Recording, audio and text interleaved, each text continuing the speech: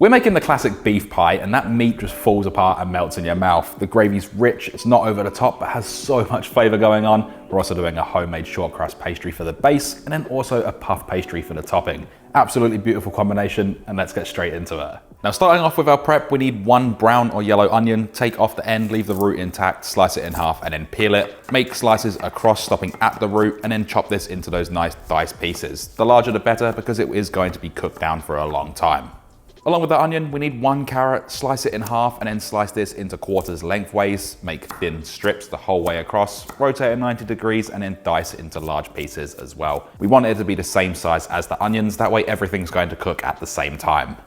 Last but not least for the mirepoix is one stick or one rib of celery. Slice it in half and then slice into strips lengthways, rotate at 90 degrees, and then dice into those same size pieces.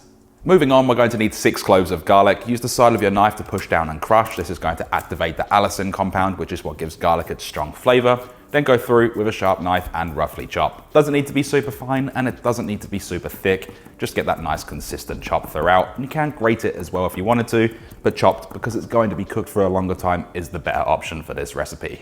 Now we're going to be making a bouquet garni, which is just a bunch of herbs wrapped in a string to create a nice fragrance to add to a dish without having to remove them all separately. What I have here is 5 dried bay leaves, 6 sprigs of thyme, and about 6 sprigs of flat leaf parsley. Wrap this up nice and tight in butcher's twine and then tie a tight knot. That way nothing falls apart. You can use a little bit more string if you want, and I made a bit of a mess of this one, but it all holds together, so that's what's important.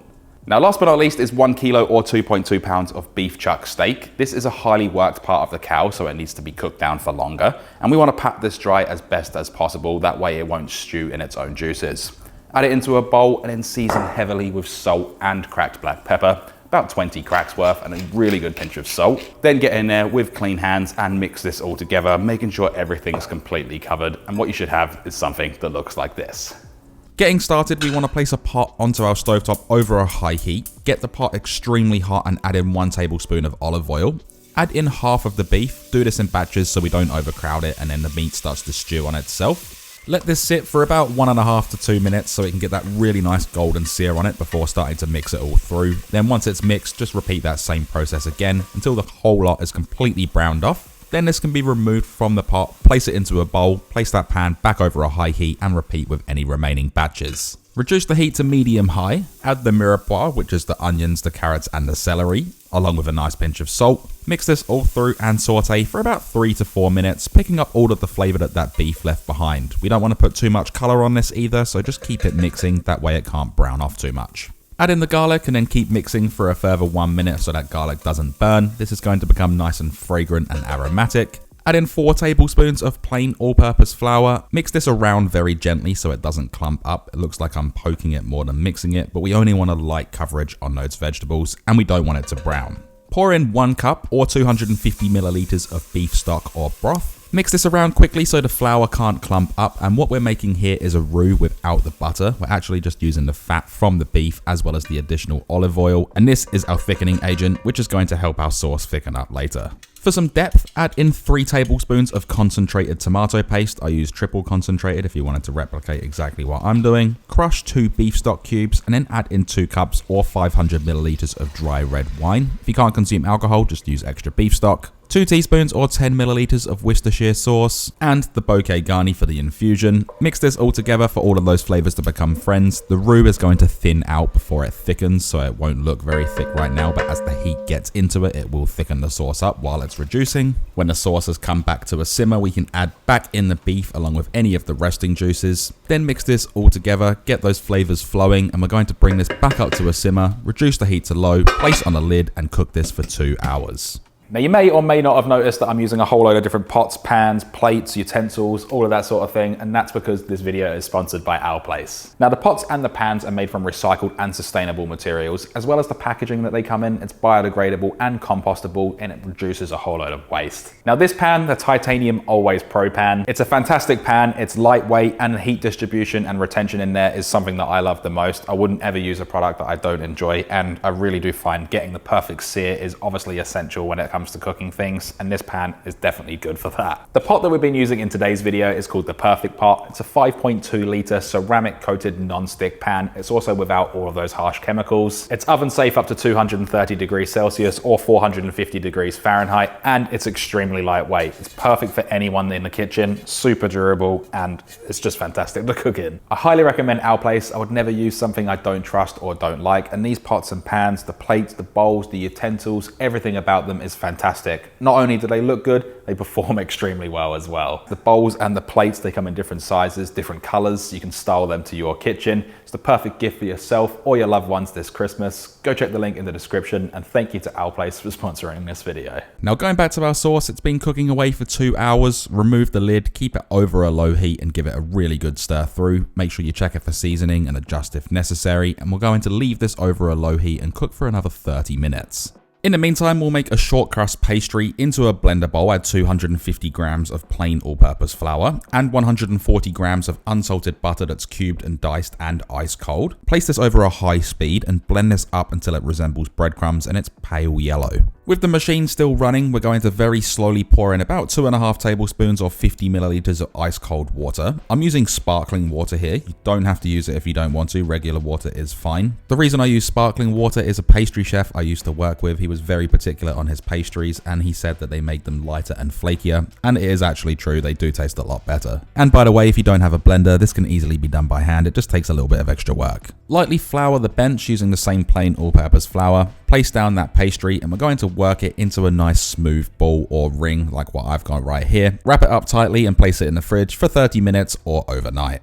Now back to our beef stew. Again, this has been simmering away for 30 minutes with the lid off. Check it for seasoning and make sure that beef is completely falling apart. And this needs to completely cool down, preferably overnight, but I'll leave a tip for you in the description of how to fast track it. Alright, let's imagine this is the next day. The beef stew is completely cooled down. The pastry's had enough time to set. We want to get the pastry out of the fridge about 30 minutes before we start rolling it on a lightly floured bench. Use a rolling pin, spread this out. The thickness doesn't really matter too much, but we want to be able to get 6 pie cases out of this. Also, if you don't have pie cases, you can use a muffin tin, and you just want to cut them the same size as whatever mold you have. For me, I am using pie mold, so I'm going to be using a large bowl and I'm going to trace around that. And we want to cut these about 1 inch to 1.5 inches bigger than the actual mold, because the pastry will 100% shrink in the oven and fold in on itself. So we want to have enough rim on that pastry to be able to push it over the edge and compensate for any shrinkage. With any of the offcuts, re-roll it and then use it again. Now the same method applies whether you're using pie molds or the muffin tray. Make sure you spread that pastry all throughout the mold, getting up on the sides. Like I said, compensate for any shrinkage and make sure everything is nice and stuck. You don't need to pre-grease the molds either, because there is quite a lot of butter in that pastry. The only time I would recommend it is if your molds or tray has lost its non-stick. Now the next step is to place a piece of parchment paper in each one and fill these up with either rice or blind baking beads. Some people use coins, but I can't comprehend using dirty metal on food. And we're going to blind bake these in our oven at 180 degrees Celsius or 350 degrees Fahrenheit for about 18 to 20 minutes until golden. Once that's done, remove the parchment paper and the rice. You can reuse these again for any sort of thing, and you can use them many times over. Place them back into the oven for 5 minutes to crisp up the bottom, and then start filling up the pastry with the cold beef mix. Fill these up so they have a nice little mound on top, and make sure you distribute the beef and the gravy evenly. Crack 2 eggs into a bowl. We want to separate the egg whites from the egg yolks, and we're only going to be using the yolks for this, so we can save the whites for another recipe. You can put them in the freezer. You can also use the whole egg if you'd like to, but I prefer to use a yolk. You get that nice golden crust instead. Mix this around with a pastry brush, breaking up the yolks. Then start brushing the yolk over the rim of the pastry, and this is going to help our top piece stick.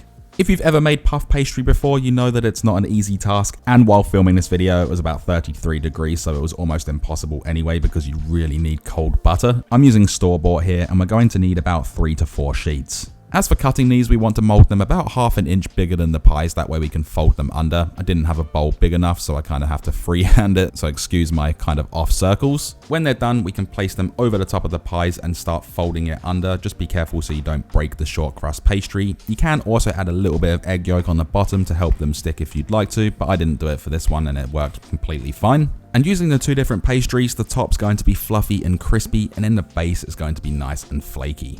With the remaining egg yolk, brush this over the top and the sides of that puff pastry. Make sure you get it all over so it can get nice and golden in the oven. And if you have any excess, just go over the whole pie.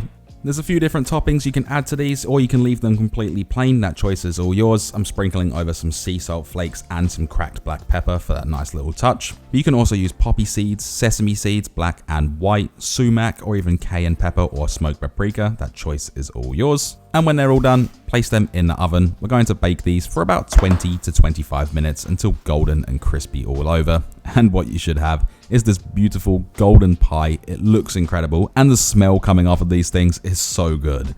We definitely have to slice one of these open to see what the inside looks like, and I can already tell that this is flaky, it's soft, but it's holding its shape so well, and that looks absolutely delicious. The aroma coming off of it as well is insane, and the gravy's so evenly distributed, it's not just some big soggy mess. So with everything said and done, there is only one thing left to do, and that is, of course, we can then dig in.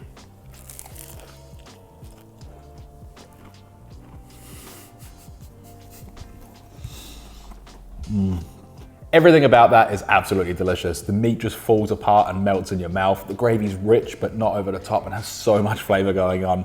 Then our short crust pastry, it's buttery, it's smooth. And then the puff pastry on the top. I know we didn't make that, but it adds that really nice texture, that crisp crunch when you bite in. Absolutely beautiful combination, and definitely do try these yourself. Once again, thank you to Our Place for sponsoring this video. If it wasn't for you guys, they wouldn't have even noticed me, so I really do appreciate that. Go grab yourself or your loved ones a gift for this Christmas. All the links in the description for all of the products I used in this video. Thanks again for watching. I really do appreciate it, and I'll see you in the next one.